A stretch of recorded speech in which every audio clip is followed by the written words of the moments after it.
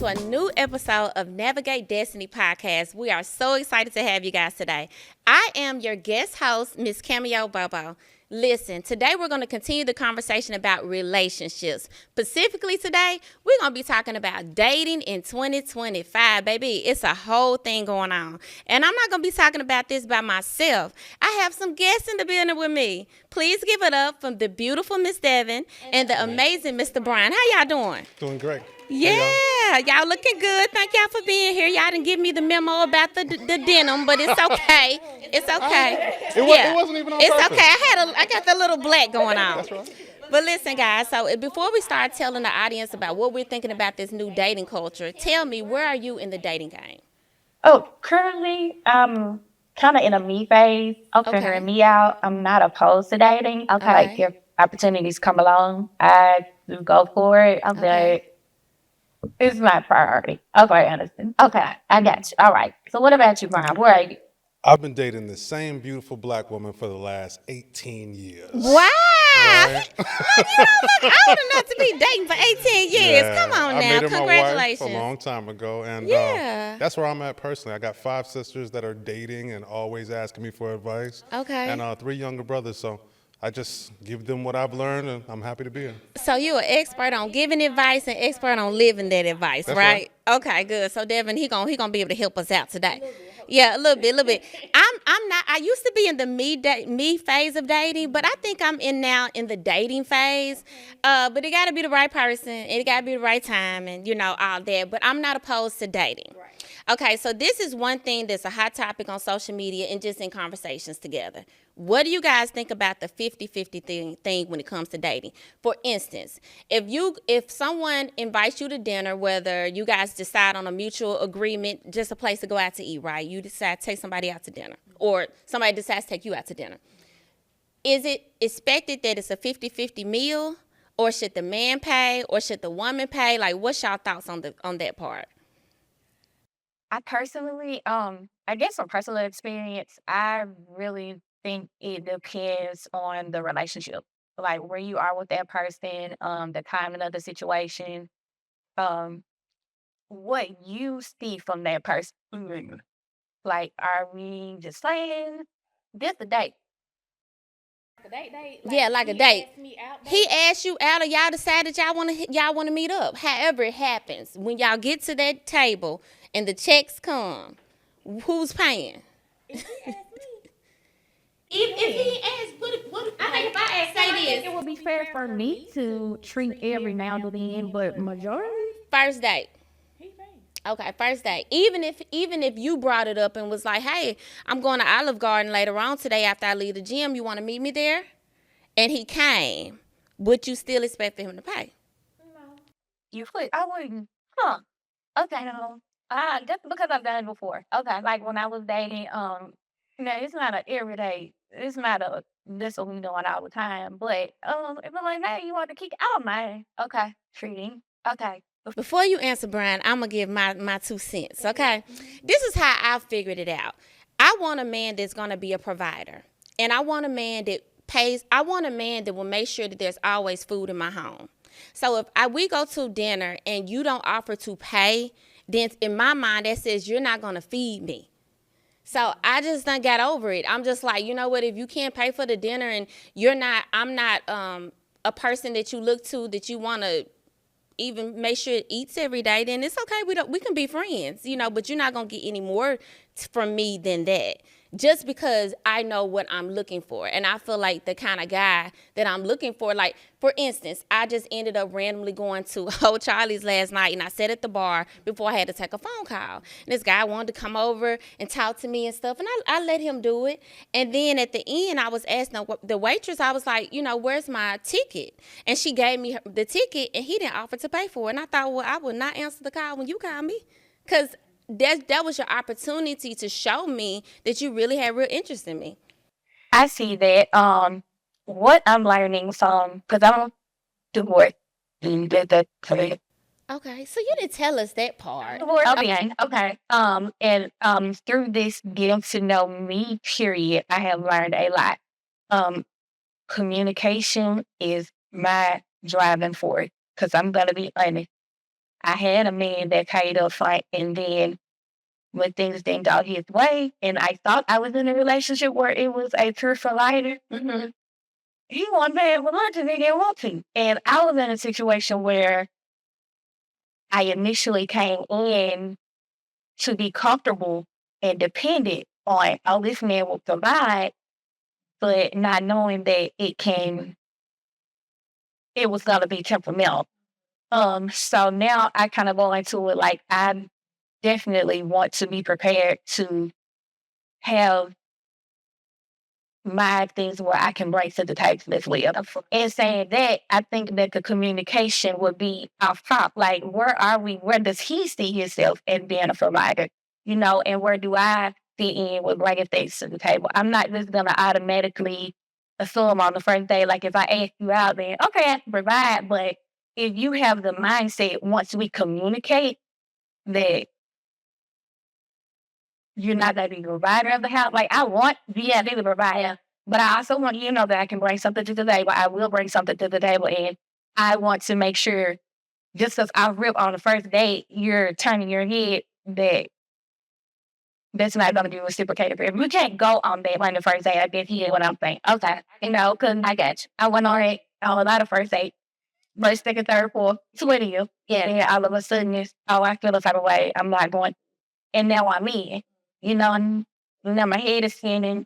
I've gotten comfortable with being catered to and taken care of, and it really got ripped out. Okay. And so now I was left in a place where I didn't prepare myself to be able to handle more.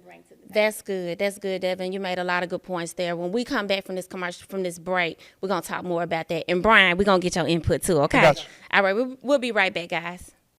Hey, I'm Jewel Tankard, and I'm sitting here with my amazing chocolate, fine, tall, thick, rich, talented, pay all my bills husband. Okay? Come on, you so sweet. I'm saying about the finest woman in the world, my favorite person in the world. I'm Ben Tankard. This is my lovely wife, Jewel. We pastor Destiny Center Church. But this is Navigate Destiny Podcast. Yes, it is, where we talk about real life issues on how to navigate life, how to navigate marriage, business, children, family, the whole thing, baby, okay? So you definitely want to make sure you tune in. And we actually have an opportunity to interview Destiny Center members, and they're just as vulnerable and transparent as we are. So it's gonna We help. appreciate you liking, sharing, and supporting the podcast. Let us hear from you. All right, welcome back, guys. We're back to this juicy conversation. All right, Devin, thank you so much for all that you shared with us. That was a really great perspective. Thank you for that. All right, Brian. So when a man asks a woman on a first date, does he pay? Absolutely. Okay. I like that. Now, where did you get that thinking from? That's how I grew up. I'm a pretty classic man. Some people call it I'm old school, whatever. But if a man asks for a woman's company, he should provide comfort. She shouldn't show up and expect to have any kind of responsibility. She got herself together. Like, women do a lot to get themselves together to be Preach. to Yes, be we there. do. So I feel like anybody. If I invite you somewhere, it's kind of like you can tell your kids, "Hey, we're going to Disney next week." You don't show up to Disney and y'all got y'all money to get in. Right. You gonna pay for half your ticket? You know what I mean? Exactly. Like, no, I don't believe that's even fair. I love that. So tell me this. What if there's a situation where, hypothetically you were at dinner or someone was at dinner with a woman, and when the bill came, she said, "Oh, I got it," or "Oh, I'll go half with you." How would you take that woman? Or what would be your thoughts about One, that? I'd be surprised. I'd really appreciate it. I wouldn't feel like she was trying to take advantage of the situation, or she was like a habitual dater, somebody just going on dates for breakfast, lunch, and dinner. Because, you know what it is. A man is, honestly, he's going to look at her differently. He's going to even see more value in her, saying she's going to bring, not even, "Hey, what you bring to the table?" It's that action like, "Oh, wow, no, I got this, babe. Thank you, though. Maybe next time." Okay. I like that. So let me ask you this, because sometimes I feel like men in dating, in this current dating pool, feel like a woman may be trying to take advantage of them, or is really nervous about whether or not the woman will be able to be not a provider, but an asset to the relationship, right? Even if she's working and has her own thing, it's I feel like sometimes men are subconsciously thinking, am I going to be in this all by myself? What makes men think that when they see a woman that has things and is providing for herself, what makes them think without her voice in it that she automatically may be like that? Is it trauma? Yeah, it's just the culture of 2025. And we hear so many people loudly saying, my money's my money, his money's my money. Right? And we don't hear the partnership. It just becomes, well, yeah, she's got a bunch of stuff, but that's hers. And is her mentality, can we create something together so we can have some hours? Or even if I'm willing to put everything on the line, like just put myself out there, is she going to really appreciate it? Or is she going to, like you said, take advantage? I like that. So I think one thing you brought up when you were first speaking, you brought up, you didn't say this word, but I think you were talking about traditional, how things were traditionally. So I think I'm a big traditional person in some ways. You know, I appreciate the older traditions, but would you say that's old school now, that we should just let that all go and like figure our own ways out? Or you still think sticking with tradition? I want to hear your thoughts too, Devin. I think a lot of dudes are traditional at heart. They want to be the man that does X, Y, Z. A lot of times they're just afraid they're going to run into someone that's taking advantage, because as you work through these numbers and go on dates and all of that, it happens. A guy will be at a bar or at a club or at a restaurant buying drinks, and next thing you know, he'll buy a drink. Next thing you know, she'll pick up the drink and leave. You know what I mean? So I think a lot of guys want to. I understand that. Okay, so Devin, what do you think? I do agree. I think it is the climate. I think it is the age we're in where everything is recorded and everybody puts up this facade of where things are. I do appreciate tradition. I will say, even though, we touched on that about finances and what you bring to the table on the first date, I did have a situation where a guy was interested in me, and instead of him wanting to court me and take me to the level, it was like, okay, well, when you get time, come to where I am. And it wasn't presented as a let's date, I want to get to know you, I'll come to you, or either a real date. It was It's called lazy. It's lazy dating. They don't want to. They want to figure it out so they don't have to spend a lot of money. It's all about money. That's what I think. I do. I think because coming to him, he can control the environment. He can offer you chips. He can offer to cook you dinner. I'm just saying, if he controlling the environment, he has access to the things already in his home. It's the girl, but I didn't even bite for it. So good for you. Good for you. Good for you. But yeah, I do. It's cool. To an extent, I do like the courting. Yeah. I think all women enjoy. Well, I don't know, but I think a woman should enjoy being courted. I think that's the appropriate thing to do, and I think that's the appropriate way to handle things. But things are different now. But as we continue to think about how things are different, one of the things we see a lot nowadays are these things called situationships, okay? Which I think is another word for friends with benefits. So what do y'all think about that? About friends with benefits? You know, that relationship or the person who you meet and they say, I just want to see how it go. I just want to go with the flow. I mean, you're fine with going with the flow? I'm not talking about sexually go with the flow, but I'm fine with the getting to you. Hey, if it works, cool. If it doesn't, I'm not sitting here saying that I am here and this is just the period of where I am in my life. I'm not here to say you got to be talking about marriage or I ain't. No. I just got out of that, and I like the meat in that. If it leads to something else, then I'm for that. I can't. I'm loving having a conversation with you because I've never been married and I'm single. But I meet a lot of men who have been married and they are kind of like what you're talking about. And because sometimes I don't think it's anything personal or that they don't want to have a long-term relationship one day, or be married again. They just have this inward apprehension that I don't understand because I've never been married and divorced. So that's interesting that you're okay with those words. Those words scare me, because to me that means no intention. Yeah. I think it means just being willing to get to know somebody, like genuinely. And to what you said earlier about them inviting you into their space, a lot of dudes just don't want to look thirsty because they feel like if they pursue you too much, they in their mind feel like you think you got them. And if a woman feels like she got a man, like, oh, got you, she gonna handle you differently versus someone that's showing you they're genuinely interested in you. So it's really dependent on the man and the situation. But a lot of dudes are just really afraid to apply pressure like that because then a woman feels like they own you. I prefer to apply pressure. I prefer to let you know my intention. I just feel like that's just the climate we're in. Nobody wants to communicate. Nobody wants to yield. Nobody wants to balance. Like, you cannot, if you're going into something already apprehensive with no confidence of who you are, you should not be dating. And this is why I say that I'm fine with taking my time. Because if I need to see my red, blue, green, orange, yellow, lavender flag before we get to the level, then okay. And I need to know, are you healed? Is your mama crazy? Is your sister crazy? You know, Is your baby mama crazy? Going into like, I'm automatically gonna come at you, and if you ain't talking about marriage, I'm real, then we ain't gonna. Can we be friends? Can we become friends? Hey, your mama ain't crazy.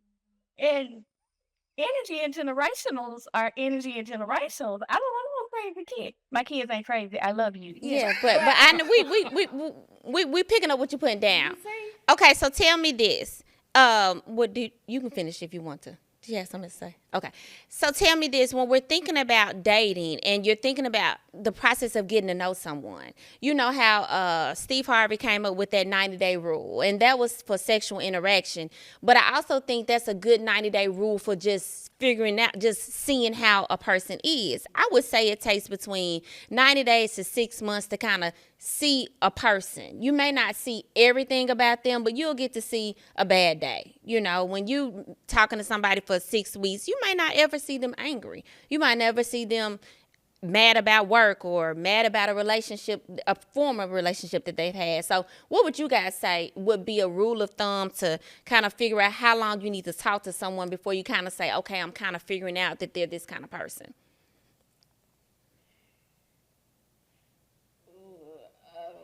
I know you can't know the whole person, but A lot of things, I guess, growing up and getting maturing in a lot, I've been able to pick up my discernment, and you can pick up on flags in about not flags, not flags. Because I mean, I think I'm talking behaviors.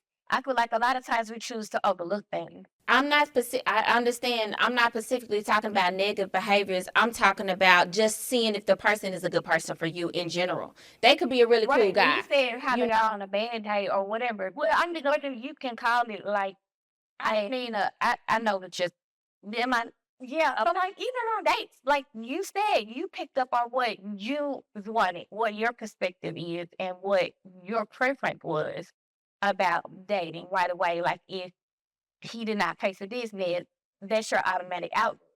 So you'll know it don't take long to find somebody's character.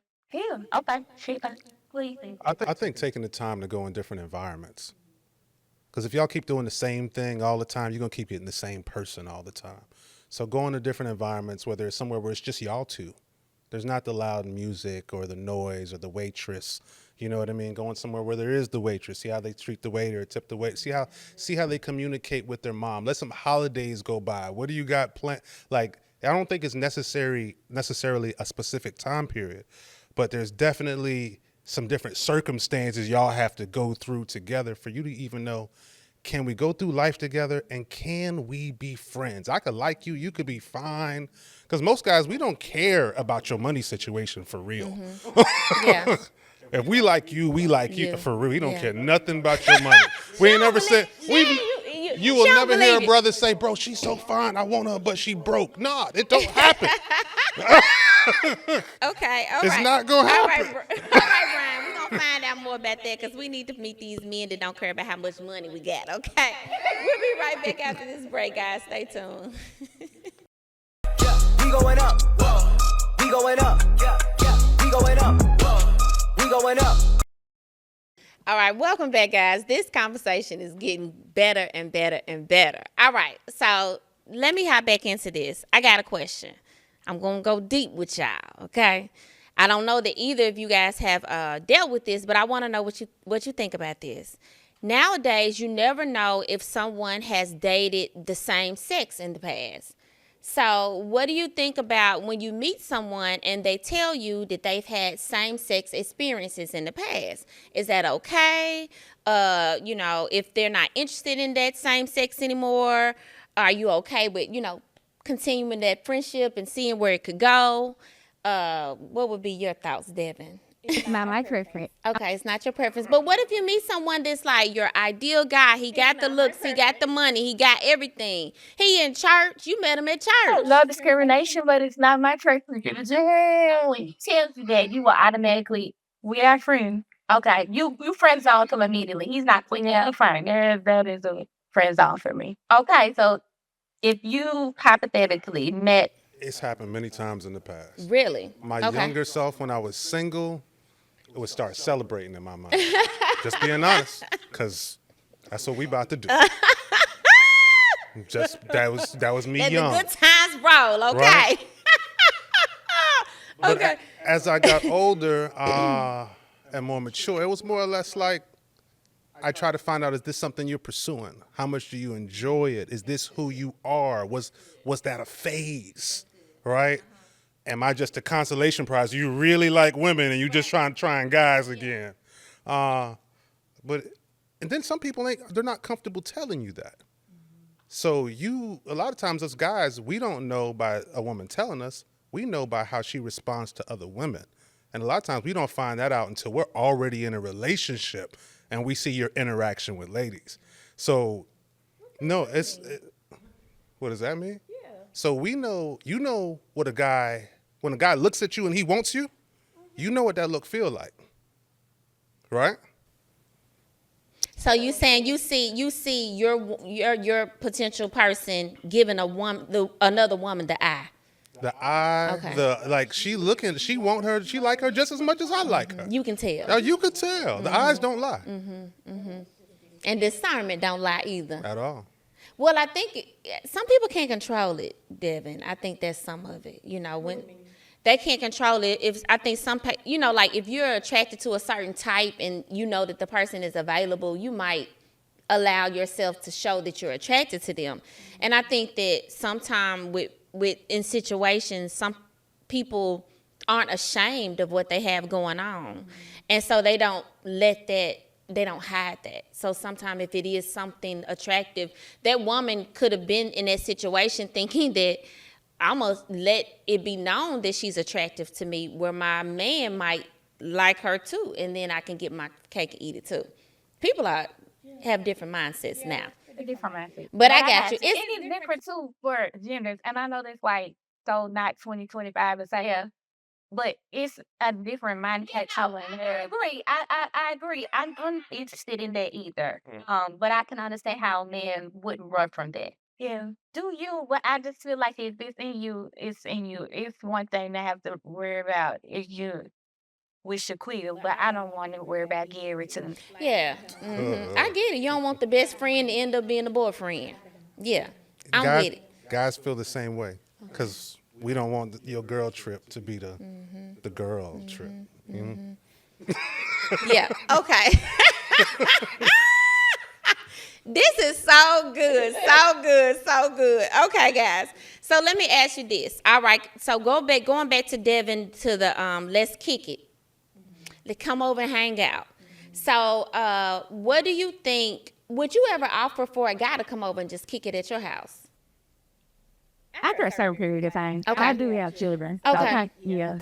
It's just not. So is there a wow. certain time or certain things that have to happen for you to feel comfortable inviting him to your home? I would prefer for him to move them outside of the home first. They're kind of priority. Say that first meet them. I would have to meet your family. We have to figure out things that I like and don't.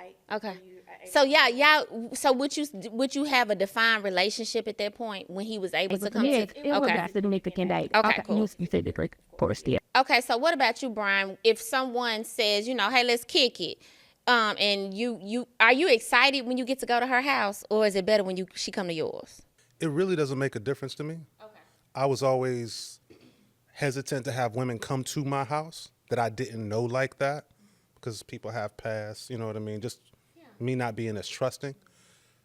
But most of us respond to the boundaries that are set. Like the boundary she said, like, you can't come to my house to see my children because they're the priority. Right. So we really gauge how the relationship goes based on the boundaries. If you constantly like, let's just kick it, we like, okay, this is casual now. I can't get serious because your boundaries, you just let me do what I want. That's good. Ladies, if you're listening, listen to what he just said, because you made a really good point. I think some women think they're being cool, but they really aren't putting enough expectations out there or enough boundaries or defined lines out there for you guys to stand up and respect them on another level. So I think that's really cool. I saw something today that says anything that has made itself too available is going to be taken for granted. It's human behavior. Amen goes right there, baby claps, okay? All right, so let's talk about the thing that we all probably use now, and that is social media. Okay. I heard Cardi B say, if you ain't put no ring on my finger, you ain't going on my page. So, what do y'all think? When do you decide to post someone? Child, it was the ring on my finger, and I still even You weren't posting. Okay, so if you meet someone, you're interested in him, and y'all take great pictures, and you got all these beautiful pictures in your phone, you're not never gonna post them on your story, on your social media. You might get a 24-hour story. Okay, you might get a story. Okay. Okay. What about you? I post my wife all the time. She likes when I post her. She's always posting us. So to me, it's not really important at all. A lot of guys, they really don't value it like that. Okay. But to ladies, it's like you're claiming her. You know what I mean? You're letting the world know that I'm important to you. That's good. So it's different. So what do y'all think about those situations? Because sometimes I see couples, I know someone is with someone. And if I go to his page, I just see him. If I go to her page, I see him and her. What do y'all think about that?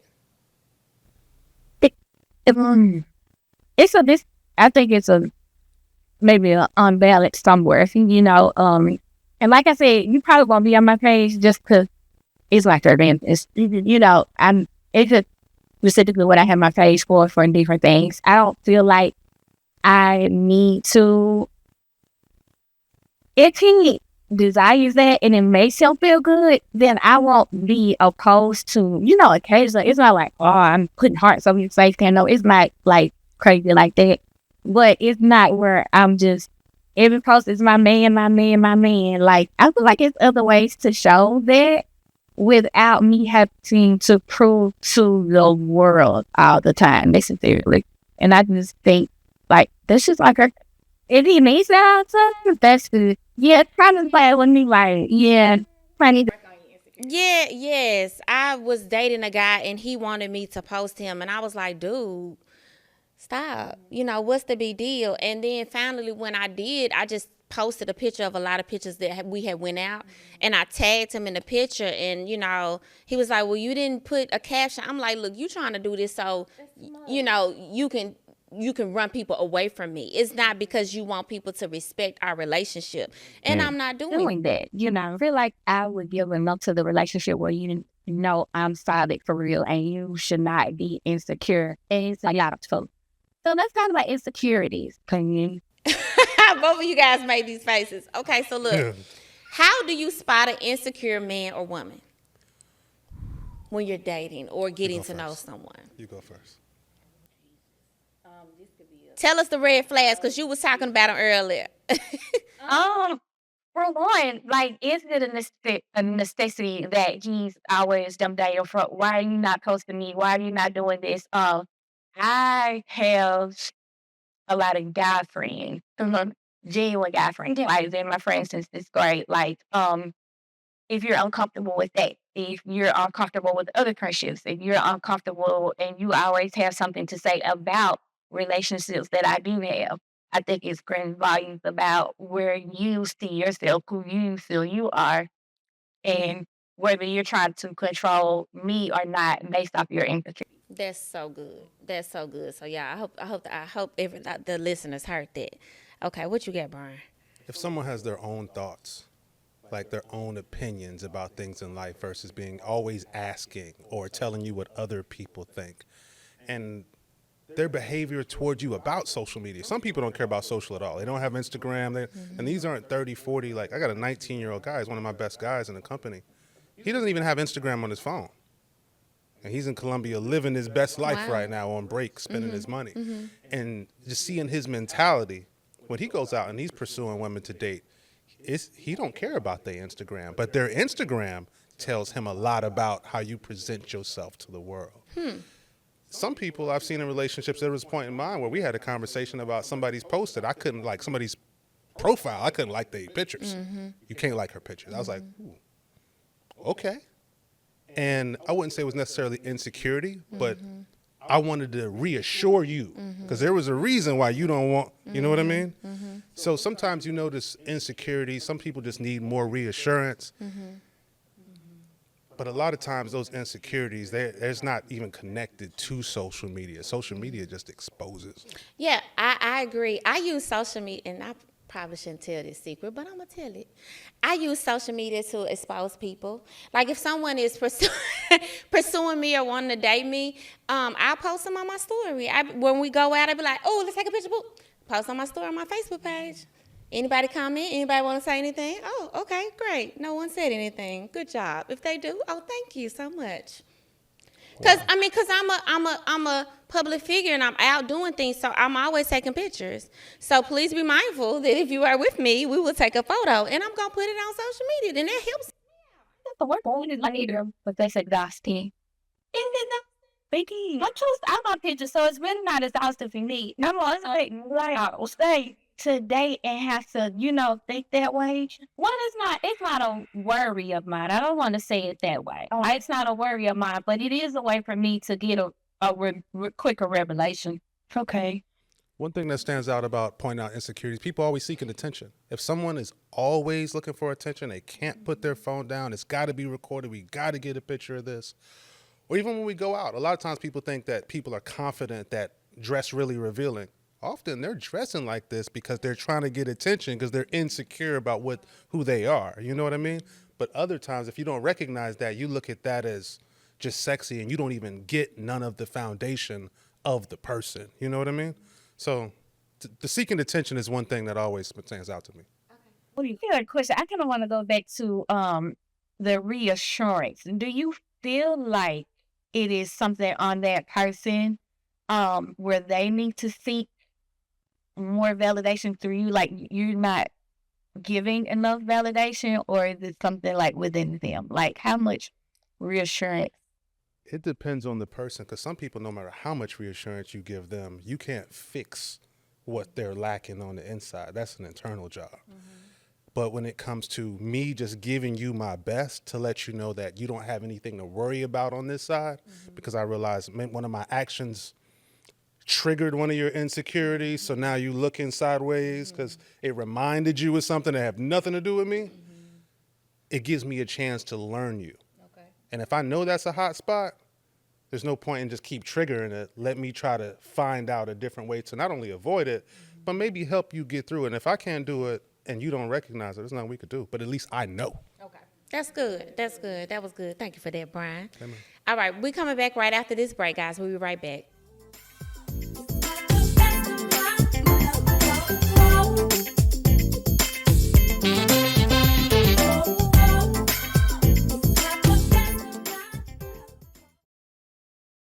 All right, guys, welcome back. I got a good question. Y'all ready? Yes. What do you think about dating people that have children? Are you opposed to it? Open to it? How do you feel about it? Is it fair as how many? Oh, okay. Oh, and I'm here, baby. No. Oh, okay. So tell me. Okay, I don't want to put any numbers on it. You tell me your thoughts. I think I'm just gonna open. I feel like I don't want to be like a contradiction. I have children myself, but I don't think it matters. Like, okay, how many kids? What was the situation? Like, how many kids? 3 babies? No, 4 kids, 4 babies. Because that's a lot. We need to kind of take deep as to why so many relationships and so many new things. But this is a a 40-year-old man. His children are in college now and have up high school, and this is not who he was anymore. And this is been going on years before he met you. Well, then that's when the communication. I'm not close. I give grace to people. I've had in my life, so I give grace. Okay, if you put it in that scenario, okay. But maybe not more than maybe 60. Okay, met 50. Okay, so we 50 with our adult children at that. I mean a little boy. So what about 50 with a 5-year-old, 6-year-old, and a 10-year-old? It's too new. Okay, so that's the thing. So is it the age of the children?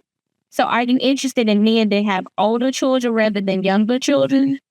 Because 50 is a grown kid, then a new kid. We need to figure out what's the gap, why the gap, and then why did this gap end? And it's just still fresh, or you're not that fresh anymore. Like, when is the maturity? Out the word. What's going on? I got you. I get you. But other than a man that is 50 years old and finally had a chance to have a child, and they chose to have the child, and the child is 5 years old. It's too new. Why is it eating? I don't know. I think you're a little bit opposed to young children. I've been raising kids since I was a young child. So it's younger age children. It's a younger age. We don't let go of it. Not that easy. I'm telling y'all. Okay, so Jillian. Okay, teens. Okay, it's Grace thing. Okay. Oh, so you got age. So it's how you feel this age. That's good. And look at what she said, though. That's very thoughtful. Find is new. That's still, we got to go over critical. We got to watch them on their first day of preschool, regular, and it. Yeah. Okay. We'll let you there. If the kids are young and they all in the house and you got different baby daddies, that means different dudes is going to be coming to this house to see their kids. Oh, that's a good Right. thought. So I'm going to have to be dealing with you. And now I'm in a relationship with all these dudes. I'm not just dating you or these kids. Yeah, that's good. Now, if the kids is grown and out the house, we don't care. Okay. You could have had 10. They all gone. Okay. Great. Okay. You a single woman. Okay. Right? Your baby daddies ain't coming to the house. But most dudes that I know, like growing up, that got a bunch of kids and a bunch of baby mamas, they still have access to the mother of their child in every way they had access before. So no matter who that woman is with. Word. Really? I was not Just that. But it's just what I seen. Yeah, no, I hear that. It's, I just don't have that. I just was not like that. But I don't. Yeah. So we wouldn't be opposed to date. Okay, you got a 3-year-old, you got a 5-year-old, you super fine. We may date, but how serious and how long term I take this relationship, our perspective is it's going to be different. Yeah, I dated a guy with a younger child, and I just didn't enjoy it. My child is grown now, so it was an experience for me. And I also dated another guy who had a difficult child's mother. And that's the whole experience as well. So that's one of the things that I ask. And, people lie, and I say, well, what's your relationship like with your child's mother? And they always say they cool. And I'm like, okay, I'll monitor this situation, and then I see those red flags and I kind of just exit stage left because I don't want to deal with that. You don't have to deal with that from me. I don't bring that to the table. So if that's not something you can figure out how to handle, then that's going to cause pressure on our relationship because I'm a happy person, and I'm not a conflict person either. So that's going to be a lot. But I think that's good. So as we get ready to close up our questions, I want to ask about cell phones.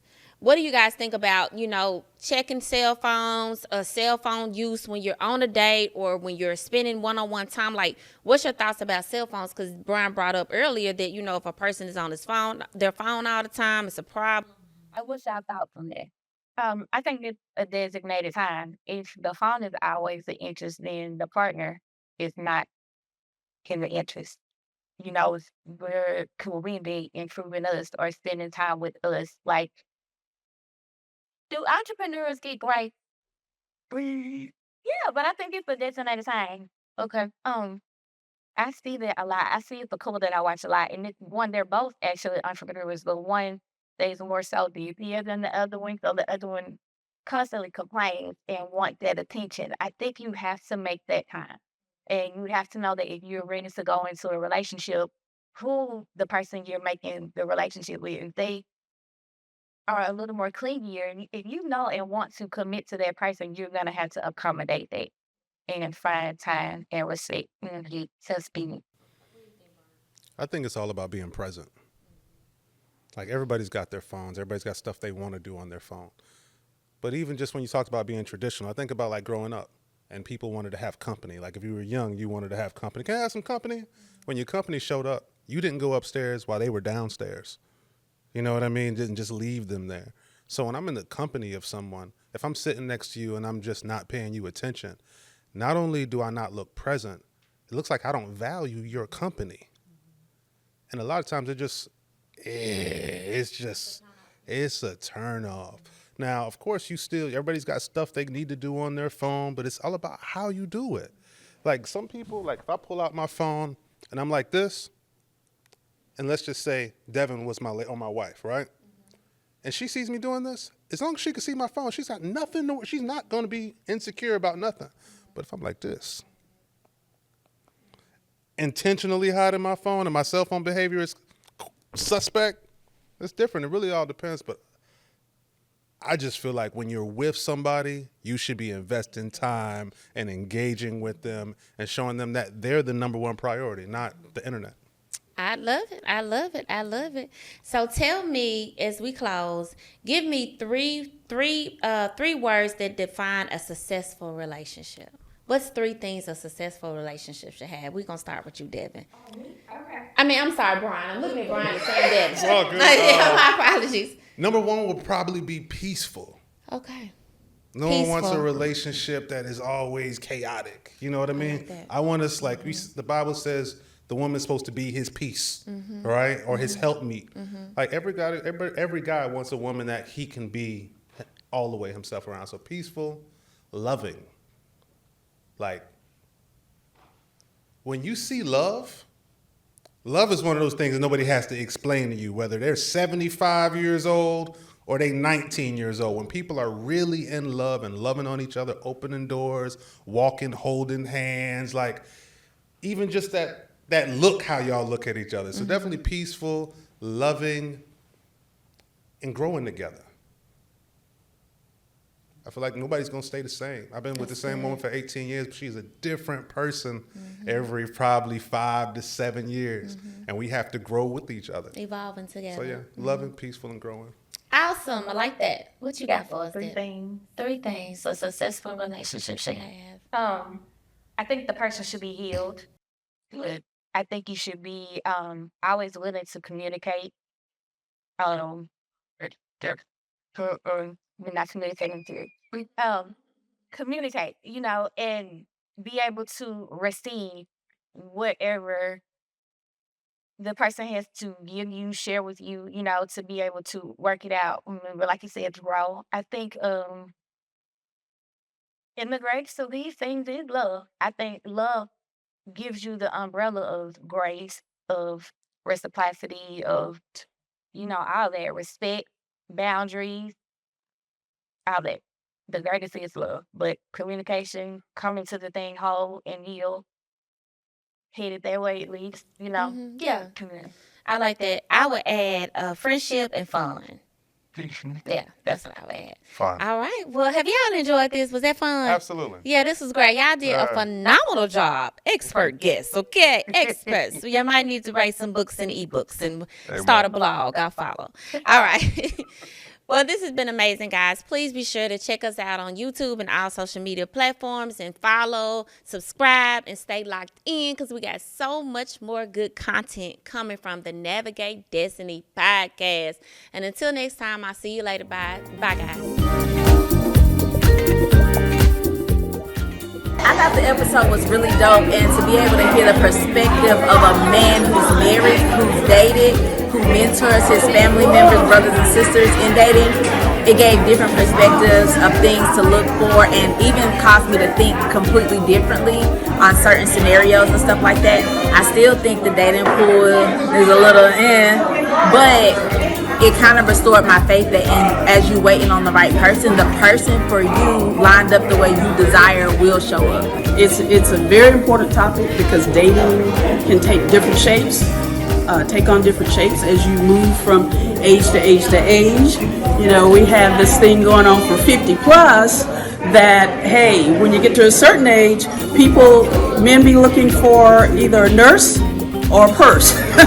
Either they're looking for your money or somebody to take care of them. So you have these different issues that come up as you move through the dating scenes and whatnot. And so it's really, really important topic, and they did an excellent job, made some excellent points, and hey, you can all take something from it. So great.